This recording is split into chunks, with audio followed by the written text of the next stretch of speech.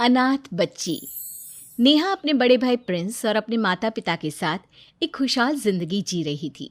ऐसे ही एक दिन, प्रिंस बेटा, तुम्हारी नानी की तबीयत खराब है, इसलिए मैं और तुम्हारे पापा तुम्हारी नानी से मिलने जा रहे हैं।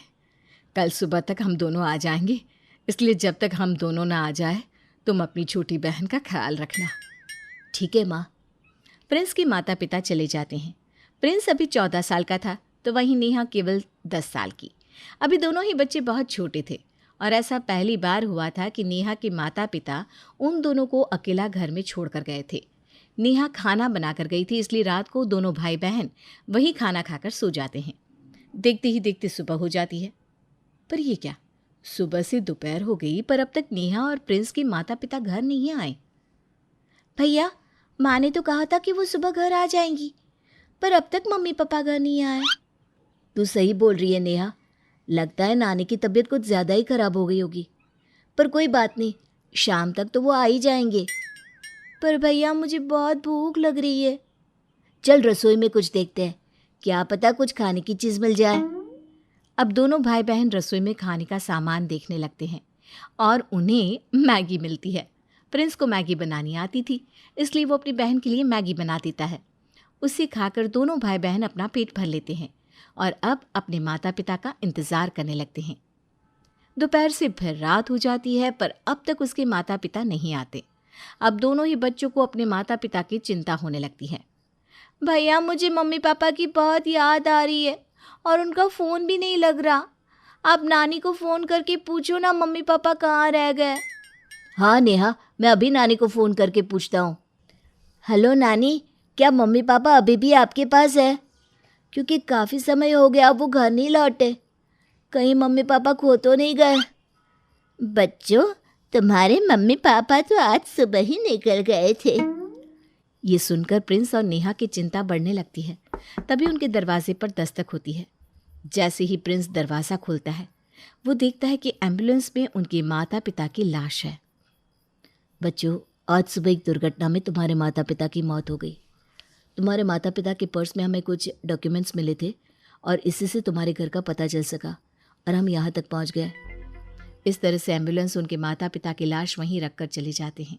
अब गली वालों के साथ मिलकर प्रिंस अपने माता पिता को मुखाग्नि देता है। अब दोनों ही बच्चे अनाथ हो चुके थे। रोते रोते दोनों बच्चे सो जाते हैं। अगली सुबह नेहा भूख से रोने लगती है। नेहा, क्या हुआ? तू रो क्यों रही है? भैया, मुझे बहुत भूख लग रही है। अब मम्मी पापा भी हमारे साथ नहीं है। हमें तो खाना बनाना भी नहीं आता। अब हमारी देख रेख कौन करेगा? तू रोती क्यों है? तेरा भाई है ना मेरी बहन, तू यहीं रुक, मैं तेरे लिए खाना बनाऊंगा। अब से पहले प्रिंस ने कभी खाना नहीं बनाया था, इसलिए उसे खाना बनाना भी नहीं आता था। पर फिर भी वो खाना बनाता है और खाना बनाते हुए प्रिंस का हाथ भी जल जाता है। ये देखकर नेहा खाने से मना कर देती है। तभी उनकी एक पड़ोसन आकर उन्हें थोड़ा सा खाना दे जाती है। उसी खाने को खाकर दोनों भाई बहन अपना पेट भर लेते हैं। कुछ देर बाद एक आदमी आता है। देखो बच्चों, मैं जानता हूँ तुम्हारे ऊपर दुखों का पहाड़ टूटा है, पर तुम्हारे माता पिता ने मुझसे बहुत सारे पैसे उधार लिए थे और अब वो इस दुनिया में नहीं रहे। उन पैसों के एवज में उन्होंने ये घर गिरवी रखा था, तो अब ये घर मेरा है। तुम दोनों को यहाँ से कहीं और जाना होगा। इस तरह से वो आदमी उनके घर को हथिया लेता है और दोनों अनाथ बच्चों को घर से निकाल देता है। दोनों अनाथ बच्चे रोते हुए अपने चाचा चाची के पास जाते हैं, पर वो भी उन्हें अपनाने से मना कर देते हैं। गांव वालों को दोनों बच्चों पर बहुत तरस आ रहा था, पर फिर भी कोई भी उनकी मदद करने को आगे नहीं बढ़ता। अब प्रिंस अपनी बहन के साथ रोड पर दर दर की ठोकरें खाने लगता है और तभी एक औरत की नज़र अनाथ बच्चों पर पड़ती है। बच्चों, मैं काफ़ी देर से देख रही हूँ तुम दोनों भाई बहन को रोड पर अकेले घूमते हुए। तुम अपने घर क्यों नहीं जाते? क्या तुम्हारे माँ बाप को तुम्हारी ज़रा भी फिक्र नहीं है? आंटी, हमारे माता पिता को हमारी बहुत फिक्र होती थी, पर वो अब इस दुनिया में नहीं रहे। हम दोनों भाई बहन अनाथ हैं। हमारे पास रहने के लिए अब कोई जगह नहीं है। हमारे पास हमारा खुद का एक छोटा सा घर था, पर एक अंकल ने हमें हमारे घर से भी निकाल दिया। ये तो तुम्हारे साथ बहुत बुरा हुआ बच्चों। तुम्हें देखकर मुझे तुम अनाथ बच्चों पर बहुत दया आ रही है, इसलिए तुम दोनों मेरे साथ चलो और अब से मेरे बच्चे बनकर मेरे ही घर में रहना। इस तरह से वो औरत दोनों बच्चों को अपने घर ले जाती है और पेट भरकर खाना भी देती है। ये देखकर नेहा और प्रिंस को बहुत अच्छा लगता है। भैया, ये आंटी कितनी अच्छी है ना, हमें हमारे चाचा चाची ने भी नहीं अपनाया, पर इस आंटी ने हमें अपने घर में रखा और खाने को भी दिया। भैया, अब से हम यहीं रहेंगे और कहीं नहीं जाएंगे। हाँ मेरी बहन। इस तरह से दोनों भाई बहन आराम करने लगते हैं और आपस में बातें। तभी वो औरत आती है और नेहा के बाल पकड़कर दोनों को धमकाते हुए कहती है, अगर सारी उम्र इस घर में रहना है ना तो दोनों भाई बहन को काम करना पड़ेगा। मुफ्त की रोटी तोड़ने के लिए तुम दोनों को यहाँ नहीं लाई मैं, समझे? मेरे घर में नौकर नहीं था, इसलिए मैंने सोचा तुम अनाथ बच्चों को अपने घर में रख लूँ। इस तरह से तुम्हें रहने के लिए जगह और मुझे फ्री का नौकर मिल जाएगा। चलो अब दोनों भाई बहन काम पर लग जाओ। मेरी बहन को मत मारो, उसे छोड़ दो, वो अभी बहुत छोटी है, मैं घर का सारा काम कर दूंगा। अच्छा, तो तेरी कमज़ोरी तेरी बहन है। तो सुन लड़के, अगर तूने अपना काम सही से नहीं किया तो तेरी गलती की सज़ा तेरी बहन को मिलेगी। जाओ, दोनों भाई बहन काम पर लग जाओ।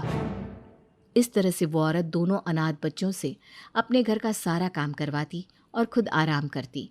ऐसे ही एक दिन उसकी सहेली घर पर आती है और उनके घर में बच्चों को काम करता हुआ देखकर कहती है, यार, तुम इन अनाथ बच्चों को कहाँ से उठा लाई घर कामों के लिए? अच्छा सुन, तेरे पास 2 बच्चे हैं ना, इसमें से एक बच्चे को मेरे घर भेज दे, मेरे घर में भी नौकरानी नहीं है। हाँ हाँ, क्यों नहीं। बाहर की नौकरानी को तू 2-3 हज़ार देती है, पर तू मेरी दोस्त है, इसलिए तू मुझे 1000 रुपये दे देना और इस लड़की को ले जा, घर का सारा काम कर देगी।